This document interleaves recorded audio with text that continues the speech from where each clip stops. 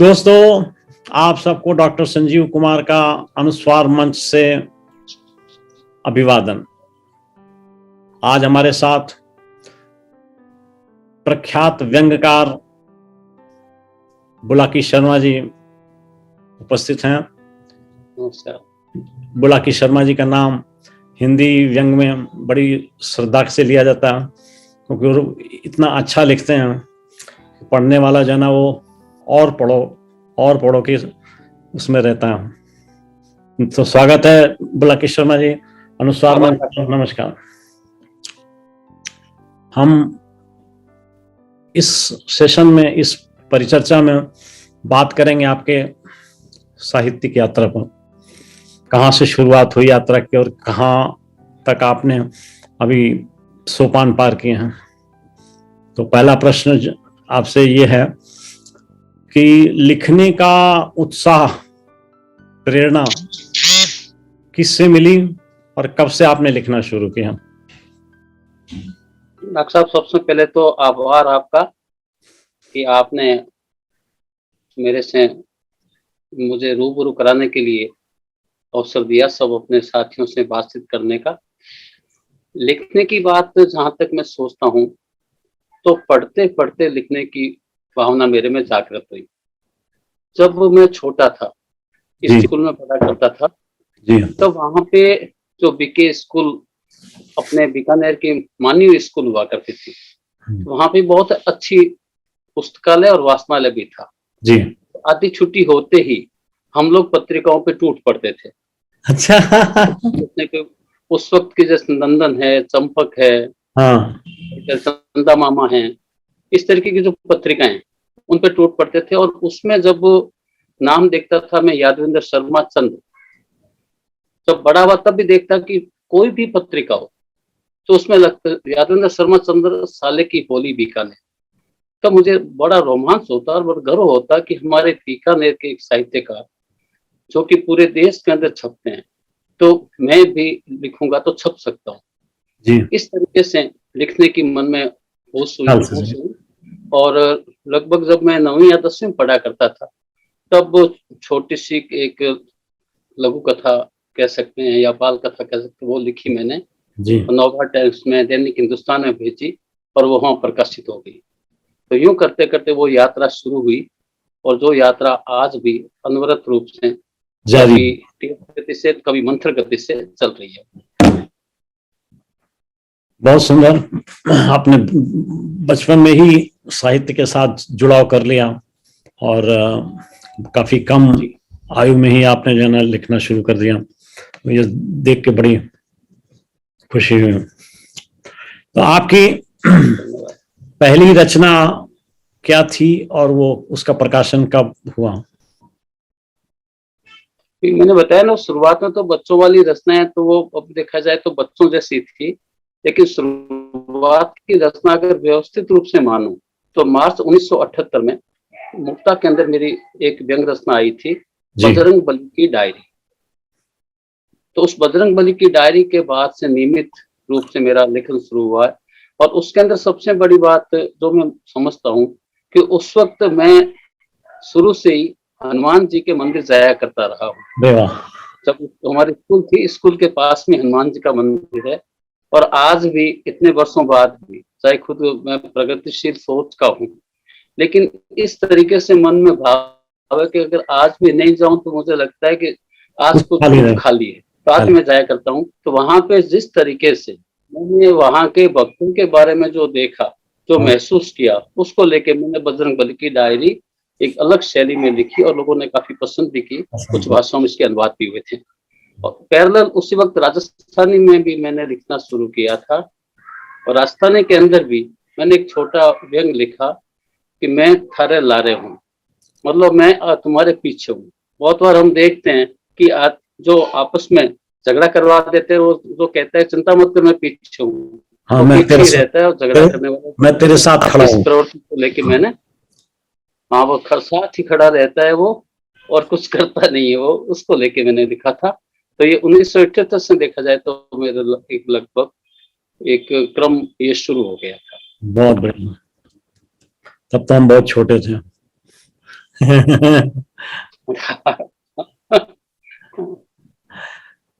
उस वक्त मेरी आप उम्र 21 साल की थी। हाँ, तो किस किस विधा में आपने लेखन कार्य किया? हम तो व्यंग्य विधा का ही हमको संज्ञान है ज्यादा, लेकिन और किस प्रकार के लेखन कार्य किए? कविता तो लिखी नहीं आपने? कविता को छोड़ के गद्य में लगभग सभी विधाओं में लिखने की कोशिश की है मैंने। जी। कहानियां लिखी है, व्यंग में भी अलग से मुझे कुछ पहचान मिली भी है। जी। कहानियां लिखी है, व्यंग लिखे हैं, नाटक लिखे हैं, एकांकी लिखे हैं, अरे वाह, जीवनियां लिखी है, वाह वाह। और भी जो संस्मरण लिखे हैं मैंने। रेखा चित्र भी लिखने की कोशिश की है। साक्षात्कार लगभग 40-50 आदमी के साक्षात्कार मैंने लिए, जिसमें वाह। नामवर सिंह जी भी शामिल हैं और हाँ। प्रभाकर श्रोत्री जी शामिल है, विष्णु प्रभाकर जी भी शामिल हैं। यूं करके काफी लंबी लिस्ट है। तो सब विधाओं में लिखता रहा हूँ, लेकिन कविता आज भी मुझे चैलेंजिंग लगती है। पता नहीं लोग सुबह उठते ही कविता लिख लेते हैं, कैसे लिख लेते हैं, तो मुझे चैलेंजिंग लगती है। और आज भी मैं मानता हूँ कविता सबसे मुश्किल विधा के रूप में है। और अरे, आप तो स्वयं कवि हैं, आपको तो इस मैं बात को मैं ज्यादा। तो वैसा गद्य लिख ही नहीं पाया। थोड़ा थोड़ा प्रयास आजकल कर रहा हूँ हाँ, लिखने का। लेकिन आप लेकिन कवि हैं, तो मुझे आप लोगों से जलसी होती है। आप बनते लोगों के लिए कविताएं आसान है, लेकिन मेरे लिए सबसे मुश्किल है। गद्य में जरूर मैं कोशिश करता रहा हूँ और आज भी कोशिश कर रहा हूँ। 30 से ज्यादा किताबें प्रकाशित है, लेकिन वो गद्य की है। भाई साहब, गद्य न लिख पाने का परिणाम ये है कि मैं कविता में कहानी लिख रहा हूँ। हाँ हाँ, बिल्कुल। जो आप मेरे जिस तरीके से प्रबंध काव्य हैं वो भी तो है, कथा ही तो है। कथा ही। तो कथा काव्य मैंने कहना शुरू कर दिया। बिल्कुल, वो तो आपकी आपकी कथा है। और आपने जिस तरीके से पौराणिक चरित्रों को लेके आप लिख रहे हैं, तो बहुत जी। बड़ी बात मानता हूँ मैं। उनको पुनर्जीवित किया है आपने, और आज के संदर्भ में वो क्यों प्रासंगिक है, कोशिश किया है वो कि आज आप के संदर्भ में जोड़ूं। पढ़ते हुए लगता है कि वो प्रासंगिक हैं।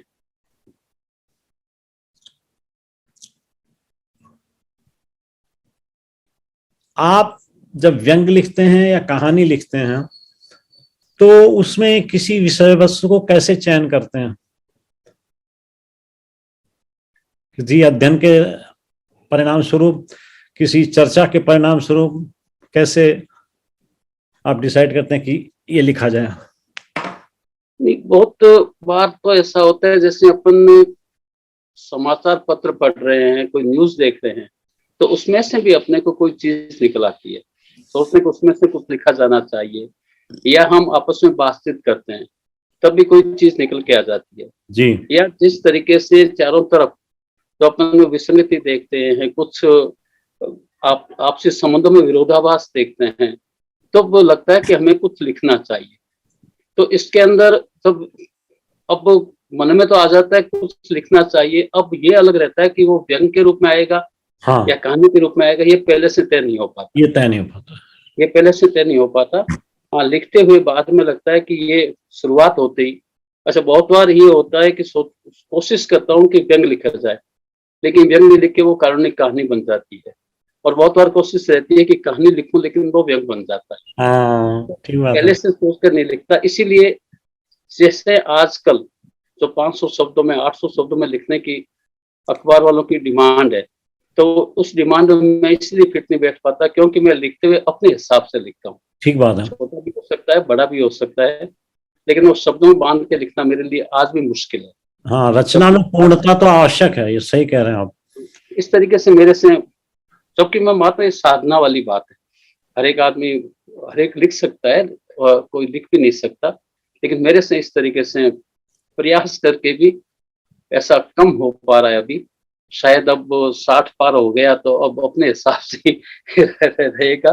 60 ऐसा पार हो होने गया। पर दूसरी इनिंग प्रारंभ हो गई, दूसरी पारी प्रारंभ हो गई। हम्म। अच्छा, आपकी साहित्यिक जो प्रकाशित कृतियां हैं, रचनाएं हैं, मैं चाहूंगा कि अगर आप थोड़ा उल्लेख कर दें तो लोगों को ज्ञान रहेगा इस चीज का। तो तात्कालिक रूप से जो मुझे अभी याद आ रही है, जी। उस रूप में जो पहला मेरा हिंदी के अंदर उपन्यास निकला था, बाल उपन्यास निकला था, अनोखी कहानी, जो कि वो पॉकेट बुक से दिल्ली से प्रकाशित हुआ था, और ये 1980 के आसपास आया था, और उस वक्त उसकी कीमत थी मात्र 1 रुपए।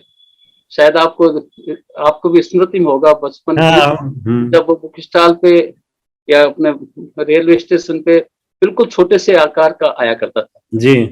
तो वो अनोखी कहानी करके मेरा पहला बाल उपन्यास आया था 1980 में, और फिर बाद में 1990 के अंदर उड़ते बादल की छांव कहानी संग्रह आया, और फिर दुर्घटना के इर्द गिर्द व्यंग संग्रह आया, और दुर्घटना के इर्द गिर्द के बाद में करीबन 6 व्यंग संग्रह और आ गए, जैसे रफूगिरी का मौसम, चेखोव की बंदूक, आप तो बस आप ही हैं, बेहतरीन व्यंग, और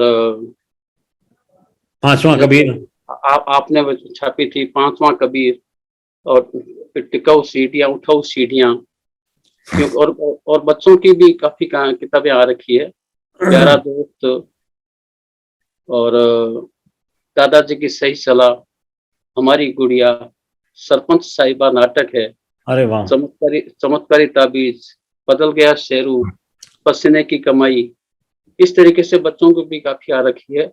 और जीवनी परख भी मैंने लिखा है, हमारे स्वतंत्रता सेनानी रघुवर दयाल गोयल थे, उनके भी मैंने जीवनी लिखी, और जिनको मैं साहित्यिक गुरु मानता हूँ, यादेंद्र शर्मा चंद्र, उन पे भी संपादित मैंने किताब प्रकाशित हो रखी है, कथा पुरुष यादेंद्र शर्मा चंद्र। और ये भी एक आश्चर्य की बात लगेगी आपको कि जब आप लोग, जैसे परिचय भी आपने व्यंग्यकार के रूप में दिया, जबकि मुझे राजस्थानी के अंदर बतौर व्यंग्यकार तो नीरज दहिया तो बहुत ज्यादा कहते हैं कि राजस्थानी के हरिशंकर परसाई हैं, जबकि मुझे राजस्थानी के अंदर प्रांतीय अकादमी, राजस्थानी भाषा साहित्य संस्कृति अकादमी, उसने कहानी में पुरस्कृत किया है, और साहित्य अकादमी नई दिल्ली ने भी मुझे कहानी में पुरस्कृत किया है।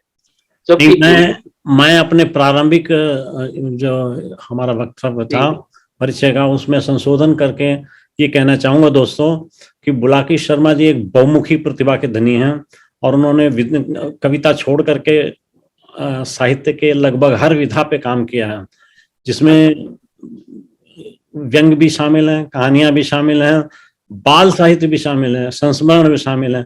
तो इस तरीके से उन्हें किसी एक विधा के साथ जोड़ने के बजाय सबसे उचित रहेगा कि उन्हें बहुमुखी प्रतिभा साहित्यकार कहा जाना चाहिए। कुछ भी रूप में कहा जाए, अब मित्रता रहनी चाहिए, आत्मीयता मिलती रहे मुझे सब अपने सृजक साथियों से, पाठकों से, वो चाहे मुझे किसी रूप में माने, ये माने कि मैं कलम का सिपाही हूँ।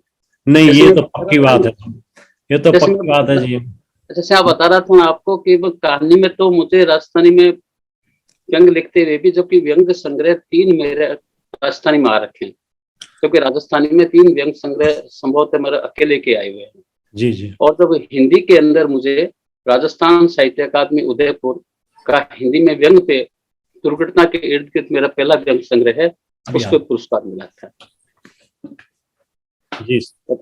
अब भी बराबर लिखना चल रहा है, और अभी पिछले दिनों मेरे संपादन के अंदर 21 श्रेष्ठ बाल मन की कहानियां राजस्थान के संदर्भ में भी आई है, बहुत सुंदर, जो भी आपके दिल्ली से प्रकाशित। अभी तो आपका सेकंड इनिंग शुरू हुआ, आप बहुत लिखेंगे, सैकड़ा पूरा करना है ये मेरी कामना भी है और जिज्ञासा भी।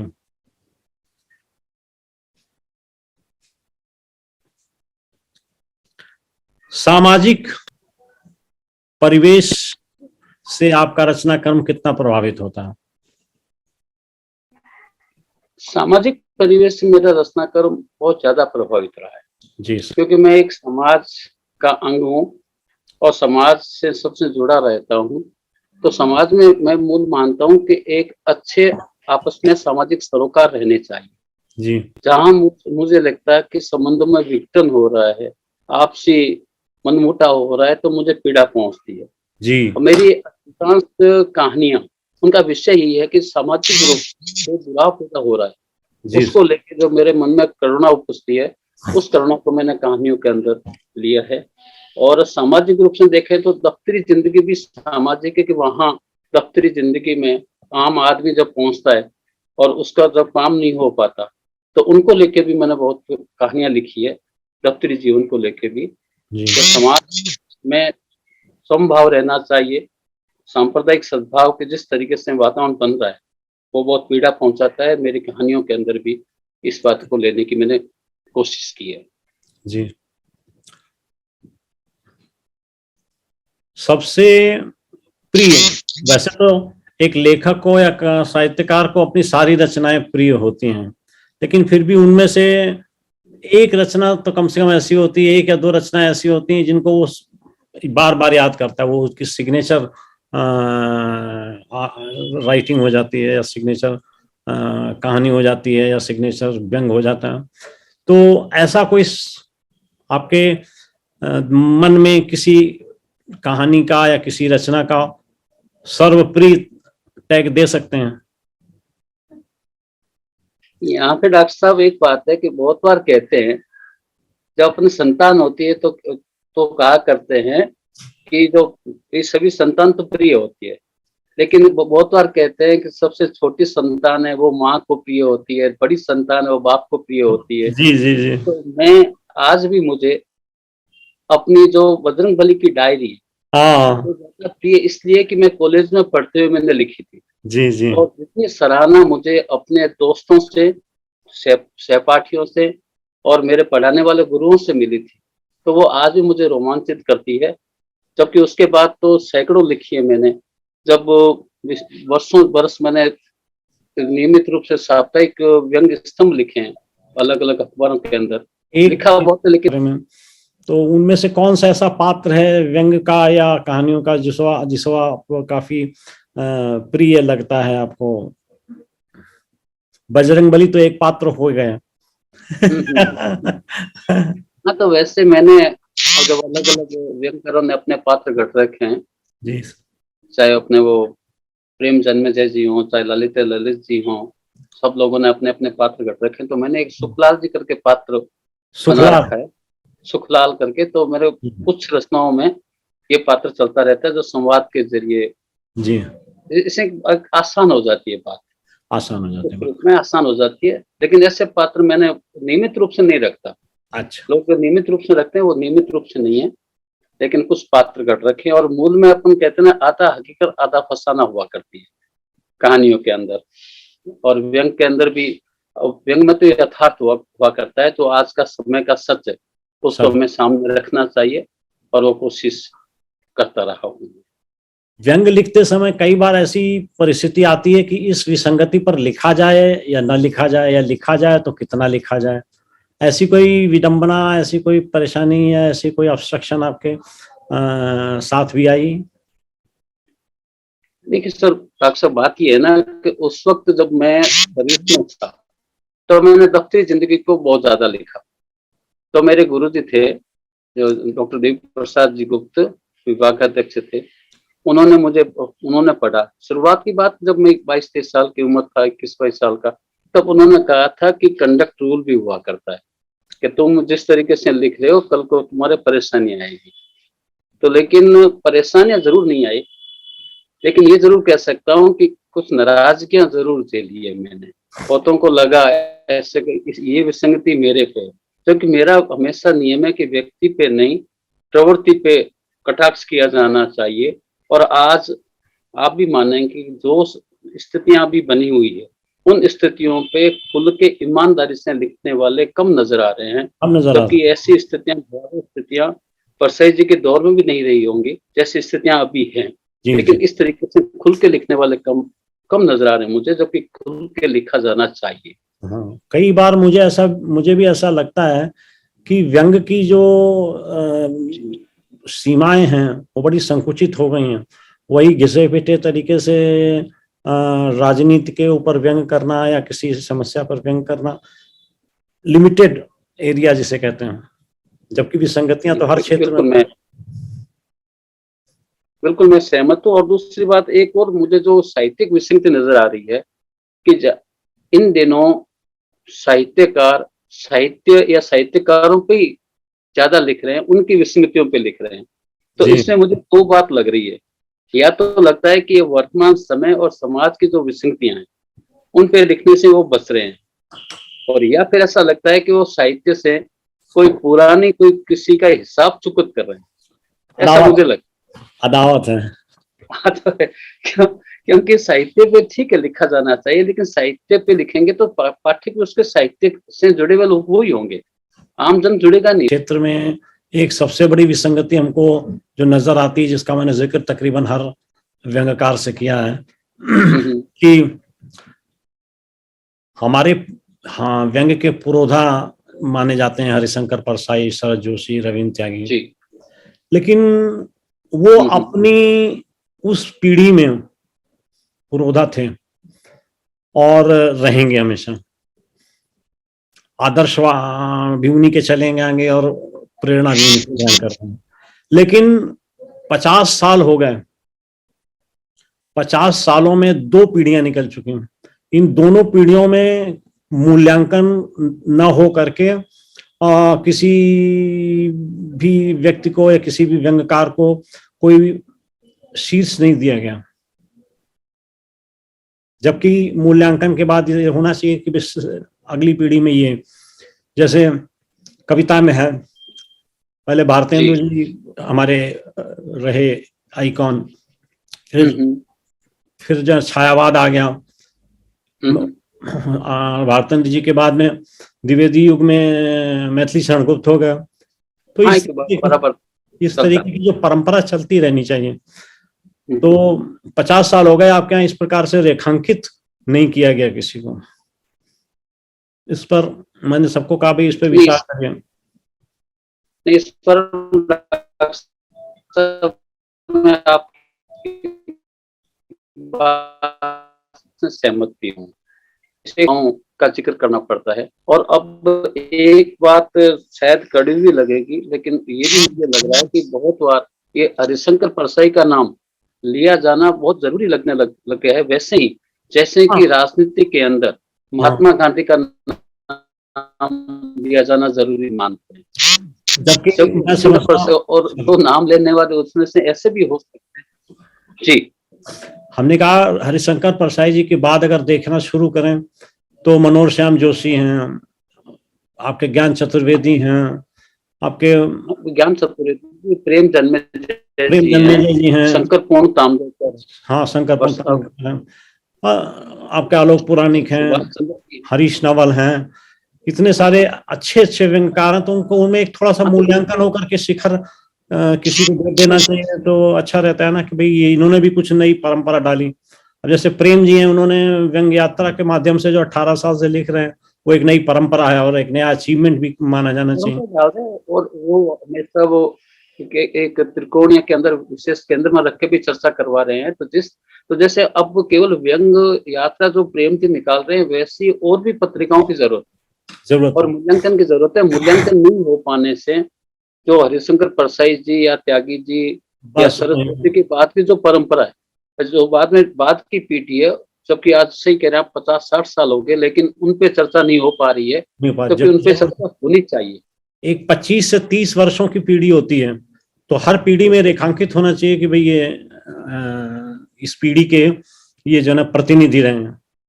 ये चीज अपने व्यंग्य के अंदर ऐसा हो रहा है। आपने जैसे भी कविता की बताई, एक कविता में अलग अलग जिस तरीके से आगे पड़ाव करते रहे कविता, उस रूप में चर्चा होती रही है। गे जी आए, बच्चन जी आए, रघुवीर साय जी आए, नागार्जुन जी आए, भी अपन प्रेमचंद की बात करते थे, फिर बाद में त्रिमूर्ति के रूप में अपन राजेंद्र यादव को, मोहन राकेश को और इनको अपने कमलेश्वर को, इनका जिक्र होने लगा बाद में। लेकिन इस तरीके से आपका मुद्दा, और ये मैं आपसे ही इस बारे में विशेष आग्रह करूंगा और आह्वान भी करूंगा कि अनुस्वार के माध्यम से भी आप कुछ साथियों को तैयार करिए जो कि व्यंग्य विधा पे, जो अभी अगर हो सके तो आप एक लेख लिखिए जिसमें आप व्यंग्य की जो ऐतिहासिक पृष्ठभूमि है उसको टच करते हुए आप कुछ लोगों का उदाहरण दीजिए कि भी इन्होंने ये अच्छा काम किया, इन्होंने अच्छा काम किया, जो भी मतलब आपको जैसे सुभाष चंद्र जी ने जो इतिहास लिखा है, तो इससे भी बहुत कुछ मालूम पड़ा है। बहुत कुछ मालूम पड़ा, बहुत अच्छा काम किया सुभाष चंद्र ने।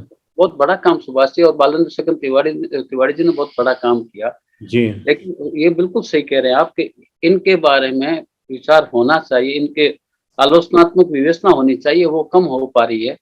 ठीक है, अपने पुरोधाओं का सम्मान करना चाहिए, उनसे पुरोधा प्रेरणा ले। पुरोधा पुरोधा ही रहेंगे, वो कभी अपनी जगह से हट नहीं लेकिन सकते, उसके बाद मैं में जो, बता सकता हूँ।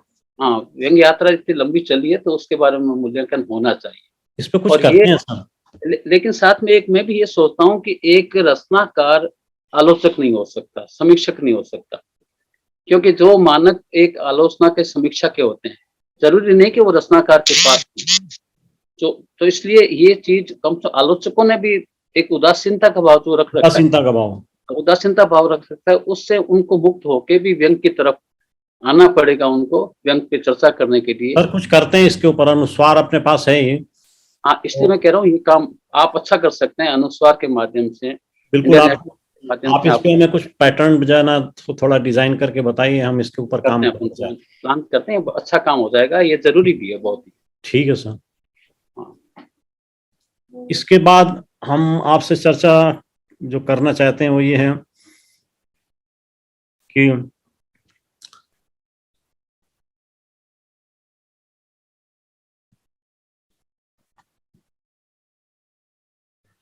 आजकल जो लिखावट चल रही है, लेखन कार्य हो रहा है, उस लेखन कार्य में इतना प्रोडक्शन हो रहा है, आउटपुट इतना आ रहा है जिसकी कोई हद नहीं, हर जगह लेखकों की भरमार है। और सोशल मीडिया ने प्रथम प्रकाशन का बड़ा अच्छा प्लेटफॉर्म भी दे दिया है। लेकिन इसमें कमी क्या है, पाठक उतनी जोर से क्यों नहीं जुड़ रहे हैं, उतनी शिद्दत से क्यों नहीं आ रहे सामने? आपका क्या विचार है? इसमें मेरी दो बात है। पहली बात है कि लेखक को पहले पाठक भी बनना पड़ेगा। अपने जितने अभी लेखक हैं, अगर वो बतौर पाठक के रूप में कुछ किताबें खरीदनी भी शुरू कर दें तो उस रूप में भी अपने को कम से कम एक उत्साह बढ़ेगा। और दूसरी बात ये भी है कि पाठक कम होने के पीछे कहीं ये तो नहीं है कि जो हम लिख रहे हैं वो जो पाठकों के अनुकूल है अथवा नहीं है। केवल आपस में ही जय जयकार होने से या केवल आपस में तारीफ होने से ही कोई रचना महत्वपूर्ण नहीं बन सकती, नहीं बन जाता। अपने पाठक से अपना सरोकार कितना है, और सरोकार रहेगा तो हो सकता है कि आज चर्चा में नहीं आए लेकिन कल चर्चा में आएगी। और दूसरी पुस्तक प्रकाशन के प्रति जो इन दिनों मुझे एक अलग उत्साह नजर आता दिख रहा है रचनाकारों का, वो रहना चाहिए, लेकिन इतना उत्साह भी नहीं होना चाहिए कि आदमी अपनी लिखी हुई रचना पे भी बतौर पाठक नहीं पढ़े। हाँ, सही कह रहे हैं। उसको भी देखना चाहिए कि ये रचना पाठक तक पहुंच रही है। पत्र पत्रिका में छपने की सीमा होती है 500 शब्दों में, 800 शब्दों में, लेकिन अपने पुस्तक में लेने से पहले उसका खुद एक बतौर संपादक के रूप में, बतौर समीक्षक के रूप में उसको पढ़ना चाहिए। पढ़ के बाद में देखना चाहिए कि उसको इस रूप में देना है या संशोधित करके देना है जी। अगर इस तरीके से अगर किताबें आएंगी तो मैं सोचता हूँ कि पाठक भी जुड़ेंगे। और रही बात पाठक कम हो रहे हैं हिंदी के, ये मेरे से ज्यादा आप जानते हैं क्यों, आप इतने बड़े प्रकाशन समूह के डायरेक्टर भी हैं। और हम तो अभी बच्चे हैं सर, यहाँ तो 4-4 पीढ़ियां, 5-5 पीढ़ियां चल रही हो चुकी प्रकाशकों की। हम तो अभी उनकी जितनी पीढ़ियां हो गई, मुझे उतने वर्ष हुए हैं। बिल्कुल मान्य, लेकिन फिर भी जिस तरीके से आप सक्रियता से जो काम कर रहे हैं, और आपने ये बहुत मैं तारीफ करता हूँ इस बात की कि आपने जो वरिष्ठ रचनाकार हैं उनको भी बराबर सम्मान के साथ प्रकाशित कर रहे हैं, युवा रचनाकारों को भी बराबर पूरे स्नेह और सम्मान से प्रकाशित कर रहे हैं। जी बिल्कुल, जरूर, बिना उसके तो। और पाठक कैसे जुड़ेंगे? आप मेरा आदत है कि सामने वाले से बात कर रहे हैं, आप प्रकाशक भी हैं, आप लेखक भी हैं, संपादक भी हैं, तो आप भी ज्यादा जानते हैं इस बात को कि पाठक जुड़ने के लिए अपने पाठक के मन के अनुकूल भी लिखना पड़ेगा, लेकिन साथ में साहित्यिक मानक का ध्यान रखते हुए लिखना पड़ेगा, केवल लोकप्रियता के लिहाज से नहीं लिखना पड़ेगा। मुझे एक और चीज लगती है जी, तो मैंने पश्चिम में देखी है जी, मुझे ये लगता है कि पश्चिम में आपके कृतित्व केंद्रित व्यवस्था है, जबकि इंडिया में रचनाकार केंद्रित है। तो रिजल्ट क्या होता है कि जैसे ही कोई रचनाकार आत्ममुग्ध हो जाता है तो वो फिर दुनिया से कटने लगता है, वो अपने आप में जीने लगता है। दूसरी चीज क्या है कि हम किताब लिख करके प्रकाशक को दे देते हैं, प्रकाशक छाप करके हमको लेख की प्रतियां पकड़ा देता है, उसे हम अलमारी में सजा लेते हैं और बैठ जाते हैं कि मेरी इतनी किताबें हो गई। जबकि वास्तविकता ये होना चाहिए कि लेखक को एक प्लान बना के काम करना चाहिए प्रकाशक के साथ। प्लान ये कि कहाँ चर्चा हो, कम से कम आप अपने इलाके में तो 4 बार 4 जगह चर्चा करिए, गोष्ठियां हो, लेखकों की मीटिंग्स हो, इन सब चीजों, छोटी छोटी चीजों से, कोई बड़ा आयोजन करने की जरूरत नहीं, इन छोटे छोटे प्रयासों से बहुत कुछ हो सकता है। एक संयुक्त उपक्रम करना चाहिए लेखक को प्रकाशक को मिलकर के, तब स्थिति सुधरेगी, उसको देख करके पाठकगण भी जुड़ेंगे। ये बिल्कुल सही कह रहे हैं आप। वहां तो विदेशों के अंदर तो आप तो बहुत अनुभव रहा है, आप तो बराबर जाते रहे हैं, आपके संस्थान भी है, तो वहां पे तो पीआरओ तक वो पब्लिक रिलेशन ऑफिसर भी रखते हैं लेखक। हाँ, और यहाँ अपने ये कोई अपने पता नहीं अहम की प्रवृत्ति है क्या है, अहम की प्रवृत्ति है, मैंने लिख दिया तो इससे अच्छा कुछ नहीं है। और दूसरे कहेंगे कि मैं क्यों कहूँ, वो पाठकों को नहीं कहेंगे, न चर्चा करवाना चाहेंगे, वो चाहेंगे दूसरे ही करवाएं। देखिए, दैहिक पुत्र अगर प्राप्त होता है तो उसके लिए कितना कितना पैसा खर्च करते हैं हम लोग। सही है, बिल्कुल। लालन पालन में और उसको उचित स्तर तक पहुंचाने के लिए कितना पैसा, कितना एफर्ट, कितना टाइम, कितनी तरीके से हम कोशिश करते हैं उसको आगे बढ़ाने की। सही है। तो मानस पुत्र के साथ इतना मतलब विभेदात्मक व्यवहार किस लिए? मानस पुत्र के प्रति तो जरूरत से ज्यादा मोह है। वो अपनी अलमारी में अच्छी तरह सजा के रखेंगे, गिनती करते रहेंगे, लेकिन उसको बीके क्या मेडिकल में क्यों नहीं ले जाते हैं?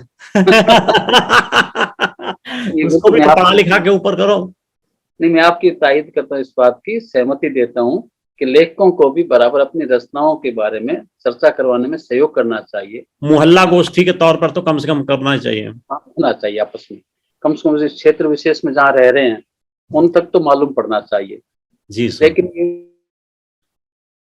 ये एक रुझान कम हुआ है तो ये गलत मानता हूँ, जबकि होना चाहिए और ये प्रयास हम लोग करेंगे, कोशिश करेंगे। मिले जुले प्रयास होने चाहिए तो दोनों को फायदा होगा। बिल्कुल, ये बात सही कह रहे हैं आप। तो खैर, हम तो आप लोगों के संज्ञान में डाल रहे हैं, इसमें कहीं ना कहीं कोई ना कोई तो लीड करेगा, ऐसा मेरा विश्वास है। बिल्कुल होगा, ये निश्चित होगा। एक तो अब आपका जो अनुभव है वो उदाहरण योग्य है। आपके इस अनुभव से नवोदित जो रचनाकार हैं उनको क्या संदेश या गाइडेंस आप देना चाहेंगे? सबसे पहली बात है कि मैं उम्र के लिहाज से जरूर, या सृजन की इतनी लंबी यात्रा 40-45 साल की होगी, उस हिसाब से जरूर मैं वरिष्ठ कहा जाता हूँगा, लेकिन मैं आज भी अपने को बिल्कुल नए रचनाकार की तरह मानता हूँ। और यही बात वो सोचें, मैं जब भी कोई चीज लिखता हूँ तो उससे पहले पूरी तैयारी करके साथ लिखता हूँ।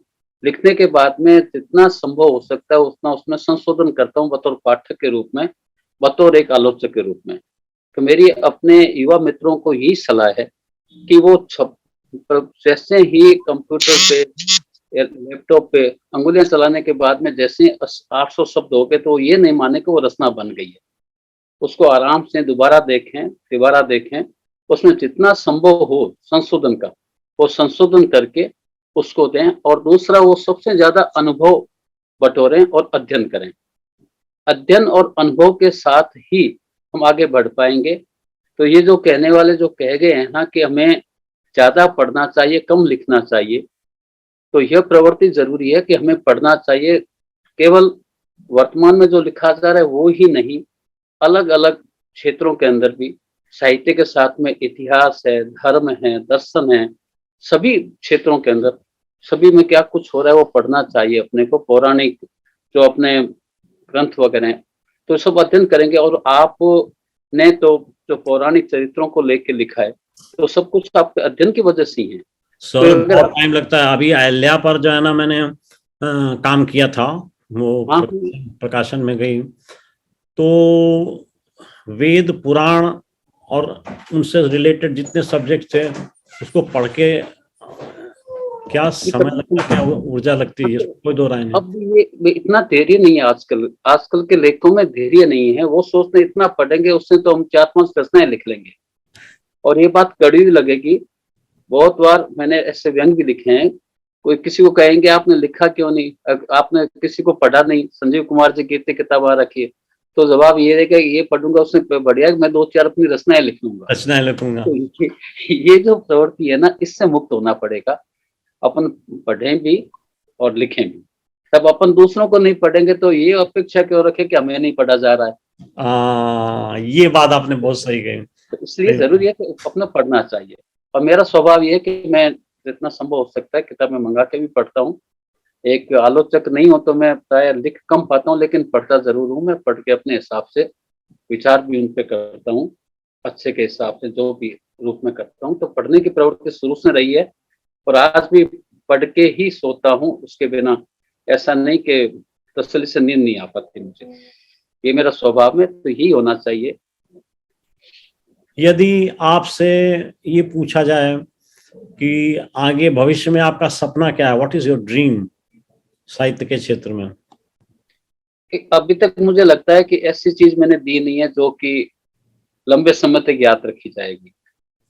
तो मेरा सपना यही है कि मैं कुछ ऐसा दे दूं जिससे कि कम से कम जो इंसान आया है उसको तो जाना है, लेकिन रचना के माध्यम से वो जिंदा रहे। तो ये कोशिश रहेगी। पर अब तक मुझे नहीं लग रहा है ऐसा। लिखा जरूर है लेकिन खुद को नहीं लग रहा।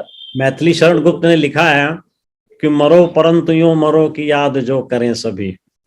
कोशिश तो यही रहती है, और तो अपने इसमें तो कोई आप वही बात कह रहे हैं कि कम से कम यादगार कोई चीज रह जाए, तो यही कोशिश है। अब देखो कोशिश में कितनी सफलता मिल पाती है अलग बात है, लेकिन कोशिश यही है कि लेखन के माध्यम से बाद में भी लोग मुझे याद रखें। हमारा एक अनुरोध होगा आपसे जी कि हमारे 4 अंक निकलते हैं अनुस्वार के, साल में त्रैमासिक है, तो मैं चाहूंगा कि आपका एक रचना उसका नियमित रूप से अनुस्वार में आया जरूर के अंदर का, या कहानी के अनुसार। अपना सबकी पत्रिका है, आप जिस तरीके से सबको जोड़ रखा है मैं जरूर उसमें दूंगा, जरूर आपको।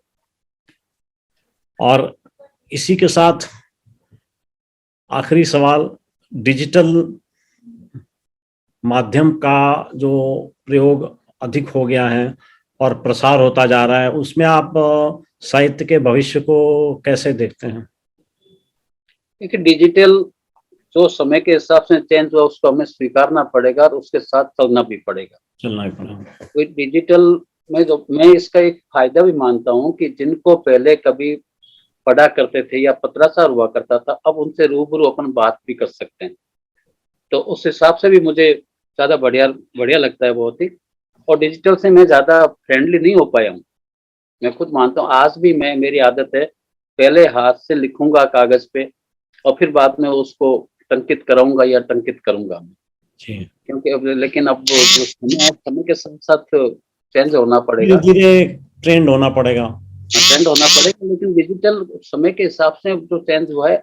लेकिन फिर भी डॉक्टर साहब मैं ये बात मानता हूँ कि किताब पढ़ते हुए जो खुशबू आती है, कागजों की खुशबू, अरे उसमें जो खुमारी आती है उसका जवाब नहीं, किंडल में नहीं हो सकती है। पढ़ते पढ़ते अपन बीच में कोई कागज लगा के उसको छोड़ देंगे, कागज मोड़ के छोड़ देंगे, वो मजा उसमें मुझे आज भी नहीं आ पा रहा है। लेकिन ठीक है, बहुत बार इसलिए मुझे पीडीएफ अगर कोई आती है तो उसकी मैं हार्ड कॉपी निकलवा के उसके बाद में उसको पढ़ता हूँ, उसमें मुझे मजा नहीं आ पाता। सही बात है। डिजिटल में चाहे कितने ही बढ़ जाए, देखिए मेरे जैसे लोग हैं उनको किताबों की खुशबू चाहिए, किताबों के बीच चाहिए। अभी मैं किताबों के बीच में बैठा हूँ तब मुझे सुकून मिलता है। और अब एक व्यक्तिगत प्रश्न, साहित्यिक प्रश्न की माला समाप्त। व्यक्तिगत प्रश्न ये है कि साहित्य के इतर आपकी कौन कौन सी अभिरुचियां हैं? साहित्य की तरफ शुरू से मेरी ज्यादा रही नहीं, मेरे साहित्य की विषय तो पढ़ना लिखना ज्यादा रहा है, या मित्रों में बैठ के बातें करने में मजा आता है मुझे। ताश खेलनी मुझे आती नहीं, कैरम कभी मैं थोड़ा बहुत खेल लेता हूँ। गेम्स में मेरी रुचि नहीं, शुरू से एक आदत रही है मेरी। ये कह सकते हैं कि मैं पहले तो बहुत ज्यादा संकुचित स्वभाव का रहा करता था, तो धीरे धीरे करते करते हो रहा है। तो अब भी मुझे मित्रों के बीच बैठ के गपगोष्ठी करने में ज्यादा मजा आता है, और देखा जाए तो यही ज्यादा रुचि है, लिखना, हाँ पढ़ना या मित्रों के बीच में बैठना, ये जी। ज्यादा। अलग से मेरी कोई विशेष और हॉबी है नहीं मेरी। और कोई चीज जो आप कहना चाहें दर्शकों से? बस अब तो क्या कहूंगा, बस मेरा तो एक ही कहना है कि अपन अगर इस क्षेत्र में आए हैं तो इसके प्रति गंभीर भी रहना पड़ेगा। हमें गंभीर रह के अपन जो लिखते हैं, और अपना कोई दूसरा प्रतिद्वंदी नहीं, अपन खुद ही प्रतिद्वंदी है। क्योंकि इसमें बहुत बार ये जो आपस में सलेसी की वजह से, कुछ नाराजगी की वजह से जो लिखा जा रहा है या चर्चाएं होती है, वो जो मुझे संदेश पहुंचाते हैं, तो इसमें ठीक है, वो बहुत बार हो जाती है कोई बात, लेकिन मूल में अपन अगर अपन ने जो कर सकता है उससे आगे कैसे लिखा जाए, खुद से ही कंपटीशन करने वाली भावना अगर रहेगी तो अपन कुछ बेहतर लिखने की कोशिश होगी। और अगर आत्ममुग्धता की स्थिति होगी कि तो मैंने लिख दिया, उससे बेहतर किसने लिखा नहीं। हमारे राजस्थानी में कहावत है कि मासूम गोरो बिना रोग पीड़िए रो, मतलब कि जो मेरे से गोरा है उसको पीलिए का रोग है। ये प्रवृत्ति कम से कम, ये प्रवृत्ति कम हो सकता है थैंक यू अपने। सर, बहुत बहुत बहुत बहुत धन्यवाद। बड़ी रोचक बहुत अच्छा लगा डॉक्टर साहब चर्चा रही आपने। आपके साथ में, और आपने बड़ी बेबाकी से सारे सवालों के जवाब दिए। आशा है कि दर्शकों को अवश्य पसंद आएगा और उन्हें ज्ञान प्राप्त करने में आसानी होगी। इन्हीं शब्दों के साथ बहुत बहुत धन्यवाद एवं आभार। डॉक्टर साहब बहुत बहुत और अच्छा। ऐसा ही समय आप अनुस्वार मंच को देते रहें। निश्चित ऐसी निश्चित कामना के साथ आज की सभा समाप्त करते हैं। नमस्कार। आभार सर, नमस्कार।